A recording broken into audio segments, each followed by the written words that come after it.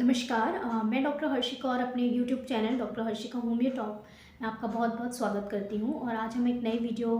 के साथ जानेंगे एक नई बीमारी और उससे रिलेटेड होम्योपैथी किस तरीके से उपयोगी होती है।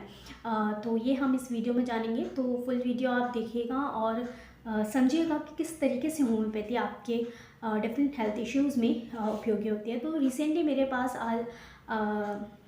एक डायबिटिक न्यूरोपैथी के पेशेंट आए थे, तो मैंने सोचा कि क्यों ना आपसे ये डिस्कस किया जाए कि डायबिटिक न्यूरोपैथी होती क्या है एंड होम्योपैथी इसमें किस तरीके से हेल्प आपको कर सकती है। तो डायबिटिक न्यूरोपैथी यानी कि न्यूरोपैथी आप अगर इसे समझे तो नर्व्स का इफेक्शन, पैथी मतलब इफेक्शन। तो न्यूरोपैथी में अगर आपकी नसों का इफेक्शन होता है, और डायबिटिक न्यूरोपैथी मतलब डायबिटीज़ की वजह से न्यूरोपैथी होती है या नर्व्स का इफेक्शन होता है, तो उसे हम डायबिटिक न्यूरोपैथी मेडिकल टर्मिनोलॉजी में कहते हैं। तो डायबिटीज़ क्यों न्यूरोपैथी का एक कारण है? बिकॉज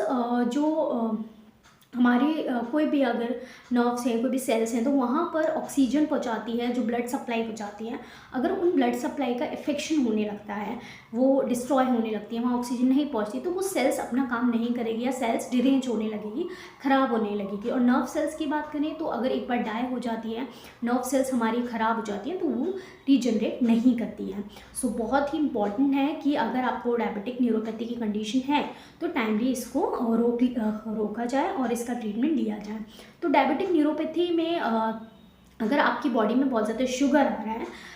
शुगर बहुत ज़्यादा बढ़ गया है आपका लेवल्स, तो जो जैसे बहुत ज़्यादा पुरानी डायबिटिक की कंडीशन होती है 10 साल 15 साल, तो उन पेशेंट में देखा जाता है कि धीरे धीरे पेशेंट्स का अगर वो कंटिन्यूसली मेंटेन नहीं रह रही है शुगर, तो वहाँ पर डायबिटिक न्यूरोपैथी की कंडीशन वहाँ पर बढ़ने लगती है डायबिटीज़ की वजह से। तो नर्व्स जो है वहाँ की डिस्ट्रॉय होने लगती है डिफरेंट ऑर्गन्स की। तो अगर आइज़ की नर्व्स जो है, जो आइज़ में ऑप्टिक नर्व अगर है, जो हमारी आइज़ के लिए, हमारे विजुअलाइजेशन के लिए हेल्प करती है, तो अगर वो ऑप्टिक नर्व्स इफेक्शन होती है तो हमारे आँखों से दिखने में प्रॉब्लम हो सकती है, धुंधलापन दिख सकता है और धीरे धीरे ब्लाइंडनेस भी हो सकती है। और अगर हार्ट की मसल्स नर्व्स इफेक्शन होता है, तो नर्व्स अगर हार्ट की होती है तो हार्ट धीरे धीरे काम करना जो है उसका, जैसे हार्ट अटैक की कंडीशन, ये सब कंडीशन हो सकती है, हार्ट में इफेक्शन हो सकता है। हार्ट की जो मसल्स हैं या नर्व्स जहाँ वो सप्लाई नहीं होगी, तो वहाँ की मसल्स भी काम नहीं करेंगी, नर्व्स वहाँ काम नहीं करेंगी, तो वहाँ हार्ट में इन्फेक्शन हो सकता है। किसी भी ऑर्गन, किडनी में अगर किडनी की होंगी, अगर किडनी की जो नर्व्स है वहाँ सप्लाई अगर नहीं होगी, तो किडनी आपकी काम करना बंद कर देगी, बिकॉज वो नर्व सप्लाई वहाँ की बंद हो जाएगी। तो नर्व सप्लाई अगर आपकी बॉडी में कहीं भी, अगर हाथ पाँव की जो नसें हैं वहाँ पे सबसे पहले जो स्टार्टिंग में सिम्टम होते हैं, क्योंकि जो भी इंटरनल ऑर्गन्स का होता है वो बाद में स्टार्ट होता है, तो पहले ही आपको सिम्टम आने लगेंगे कि हाथ पाँव में सुनपन या फिर चींटियाँ जैसी काटने की, आप उंगली में देखेंगे ऐसा लगेगा कोई निडल्स चुभा रहा है। मेनली तलवों में दिखती है, या बहुत ज़्यादा हीट निकलना या बर्निंग होना, या चलते समय उन्हें इतना फील होता है कि बर्निंग होती है, या फिर कुछ जैसे कील पे पाँव रखा हुआ है, अगर ये सेंसेशन है, या आपके हाथ पाँव में बहुत सीवियर पेन रह रहा है, या चींटियाँ जैसी इस तरीके की लग रही है, और साथ के साथ डायबिटीज़ है, तो न्यूरोपैथी हो सकता है कि नर्व्स का इफेक्शन उसमें इफेक्शन होना स्टार्ट हो गया है। और जब नर्व्स इफेक्शन होने लगता है तो कई बार आपको इंजरी कहीं पे हो जाती है। जैसे बहुत सारे जो डायबिटिक पेशेंट हैं उन्हें कहा जाता है कि अगर आपको डायबिटीज़ है तो काफ़ी पुरानी है, तो आप पहली बात तो आप जो चप्पल पहन के जैसे बाहर जाइए, क्योंकि कई बार आपको कील लग गई, इंजरी हो गई, तो आपको पता भी नहीं चलता, हो सकता है आपकी नर्व्स इफेक्शन है, तो वो सेंसेशन नहीं हो पाती और कई बार हील भी नहीं, बहुत देर से हो जाती है, तो उस पर ध्यान ना देते हो तो इंजरी आपकी बढ़ती जाती है, और कई बार गैंग्रीन की कंडीशन वहाँ पर जो है हो जाती है, और कई बार एम्पुटेशन, पाँव या हाथ काटना पड़ता है, ये कंडीशन भी आ जाती है। तो बहुत ही सीवियर कंडीशन है, तो अपनी डायबिटीज़ को डायबिटिक न्यूरोपैथी के स्टेज तक ना ले जाएं। सबसे पहले प्रिकॉशन रखें, डायबिटीज़ टाइमली मेंटेन करें। बात रही होम्योपैथी, डायबिटीज़ को मेंटेन करने में बहुत हद तक मदद करती है। अगर आपकी डायबिटीज़ की आप एलोपैथिक मेडिसिन ले रहे हैं साथ के साथ आप होम्योपैथी भी शुरू करें। होम्योपैथी मेडिसिन आपकी डायबिटीज़ की जो है मेंटेन करने में मदद करेगी और धीरे धीरे आपकी देखेंगे कि आपकी डायबिटीज़ कंट्रोल हो रही है और आपको ओवरऑल मैनेजमेंट, अगर आपकी एज ज़्यादा है तो कम से कम कॉम्प्लिकेशन से आपको बचाएगी कि आपकी बहुत ज़्यादा जैसे न्यूरोपैथी जैसे स्टेज या गैंग्रीन जैसे स्टेज तक नहीं पहुंचेगी। और बात रही होम्योपैथी में डायबिटीज़ की मेडिसिन बहुत सारी हैं। साइजियम जो है एक बहुत अच्छी दवा है जो कि डायबिटीज़ कंट्रोल करने में मदद करती है, तो वो मैं आपको एक अनदर वीडियो में ज़रूर बताऊंगी डायबिटीज़ से रिलेटेड क्या मेडिसिन है, किस तरीके से हेल्प करती हैं। आज की वीडियो न्यूरोपैथी पे है, तो बात करेंगे अगर आपको डायबिटिक न्यूरोपैथी स्टार्ट हो गई है, कंडीशन आई है, सिम्टम आ रहे हैं जिसमें जनरली पेशेंट को आता है कि मेरे को हाथ पाँव में सुनपन, नमनेस है, चींटियाँ जैसी काटती हैं, हाथ पाँव में बहुत ज़्यादा सीवियर पेन रहता है कि पेशेंट बोल रहा है कि चल भी नहीं पा रहा है, या प्रोग्रेस बहुत ज़्यादा वीकनेस है और वीकनेस कई बार इतनी प्रोग्रेस हो जाती है या सुनपन कि उनको कई बार पैरालिटिक टाइप ऑफ स्टेज भी आने लगती है। तो इस तरीके से स्टेजेस के हिसाब से, सिम्टम के हिसाब से मेडिसिन का चयन होता है। तो पहली होम्योपैथिक मेडिसिन जो इसमें काफ़ी effective overall most of the type of symptom cases and overall जो डायबिटिक न्यूरोपैथी में है उसमें इफेक्टिव होती है कालीफॉस। कालीफॉस एक अच्छी दवा है अगर आपको बहुत ज़्यादा हाथ पाँव में कमज़ोरी है, due to the another reason also, अगर आपको कमज़ोरी है फिज़िकल और मेंटल दोनों ही कमज़ोरी में जो है ये इन्फेक्शन हेल्प करती है, काम प्रोवाइड करती है कालनेस। और मेनली डायबिटिक न्यूरोपैथी कंडीशन में अगर आपके हाथ पाँव में बहुत ज़्यादा कमज़ोरी आपको महसूस होती है, नमनेस, सुनपन है, तो उसमें इफेक्टिव होती है कालीफॉस बायोकेमिक सॉल्ट। आप इसकी 12x पोटेंसी जो है इसकी सेफेस्ट होती है, 6x पेशेंट में यूज़ करते हैं, but I have given the patients 12x and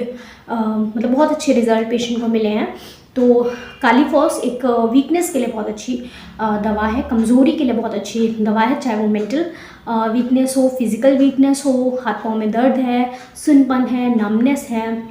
patient कहेगा कि उसमें इतनी एबिलिटी नहीं है कि वो हाथ पाँव भी उठा पाए, इस तरीके की वीकनेस, कमज़ोरी है, सुनपन है, तो उसमें कालीफॉस एक अच्छी दवा है। बात रही दूसरी मेडिसिन की बात, तो हाइपेरिकम एक अच्छी दवा है, मेनली जो है नर्व्स पे काम करती है, नसों में न्यूराइटिस मतलब नसों का इन्फ्लेमेशन या फिर नसों की कमज़ोरी, नर्व्स का इन्फेक्शन, तो उस पर स्पेशली हाइपेरिकम काम करती है नर्व्स को हील करने में। हील इन सेंस जो आपकी नसों में कमज़ोरी है, वीकनेस है, उसमें ये इफ़ेक्ट करती है, मदद करती है। अगर आपको लगता है कि आपकी नसों में बहुत ज़्यादा हल्का हल्का पेन सा लगा रहता है, जलन, पेन और टिंगलिंग जैसी सेंसेशन है, जैसे कुछ चल रहा है, कोई कीड़ा चल रहा है, इस तरीके की सेंसेशन है, काफ मसल्स में बहुत ज़्यादा पेन रह रहा है, या सुनपन है, लोअर लेग्स के जनरली देखा जाता है, या फिर आइज़ की मसल्स हैं उनमें वीकनेस है, जो नर्व्स है वहाँ का इन्फेक्शन आपका स्टार्ट हो गया, तो उसमें भी इफेक्टिव होती है। पाँव में अगर टिंगलिंग, क्रॉलिंग, हर तरह का जो नर्व्स की सेंसेशंस हैं उनको उसमें जो न्यूराइटिस की कंडीशन है, नसें कमज़ोर हो गई हैं, हाइपेरिकम एक अच्छी एज अ नर्व इंजरी जहाँ पर होती है, नसों का इफेक्शन होना, वहाँ पर काम करती है hypericum, good medicine. Third medicine की बात करें एसिड फॉस कभी भी कमज़ोरी की बात आती है तो एसिड फॉस हमेशा याद रहती है। अगर कमज़ोरी की मैंने बहुत सारी वीडियो ले हैं कि अगर आपके बाल झड़ रहे हैं, आपको बहुत ज़्यादा कमज़ोरी है किसी फीवर, टाइफाइड या कोई भी कंडीशन के बाद, तो वहाँ पर इफेक्टिव होती है। तो इसी तरीके से अगर आपकी मसल्स में, नर्व्स में बहुत ज़्यादा वीकनेस है, लेमनेस है, सोरनेस है, बहुत ज़्यादा, के लिए बहुत अच्छी दवा है। तो इसके साथ साथ हम और भी मेडिसिन इसमें यूज़ करते हैं, जैसे हाइपेरिकम मैंने बता दी, एसिड फॉस बता दी, कालीफॉस बता दी। बहुत सारे केसेस में जो है जलसीमियम बहुत इफेक्टिव होती है, और आजकल बहुत सारे केसेस में मैंने जलसीमियम का प्रयोग किया है, और वहाँ पर जो है लेमनेस लाइफ ऑफ होती है, बहुत ज़्यादा इस तरीके से कंडीशन आ जाती है कि पेशेंट की हाथ पाँव में इतनी ज़्यादा वीकनेस, इतनी ज़्यादा कमज़ोरी कि पैरालिटिक टाइप ऑफ वीकनेस, या फिर इस तरीके से कंडीशन पैरालिसिस टाइप, सुनपन इतना हो जाता है कि हाथ पाँव उठा भी नहीं पाता, या उसको ऐसा लगता है कि पैरालिसिस तो नहीं हो जाएगा, पैरालिसिस तो नहीं हो गया है, तो उसमें जलसीमियम इफेक्टिव होती है। इवन द पैरालिसिस के केसेस में भी हम मेडिसिन का यूज़ करते हैं। और मेनली जो है मोटर हमारे सिस्टम पे काम करती है, तो वहाँ पर ये नर्व्स का जो अब इफेक्शन होता है मोटर सप्लाई, तो वहाँ पर भी ये जो है अगर नर्व्स की इफेक्शन हो रही है सेंट्रल नर्वस सिस्टम में, तो वहाँ पर भी इफेक्टिव रहेगी। इवन द पीएनएस में भी काम करती है, सेंट्रल नर्वस या पेरिफेरल नर्वस सिस्टम दोनों में ही काम करेगी। And paralytic type of cases में भी हम यूज़ करते हैं अगर पैरालिसिस हो जाता है, क्रोनिक अगर कंडीशन हो जाती है। और बात रही कॉस्टिकम, एक बहुत अच्छी दवा है अगर पैरालिटिक टाइप ऑफ वीकनेस किसी डायबिटीज़ की वजह से है, बहुत लॉन्ग चला आ रहा है और किसी पर्टिकुलर पार्ट में है कि इस हाथ में पेशेंट बताएगा, हो सकता है ब्लैडर में बहुत ज़्यादा वीकनेस या कमज़ोरी या मतलब पैरालिटिक टाइप ऑफ कंडीशन के बाद पेशेंट होता है कि मेरे को बूंद बूंद जो है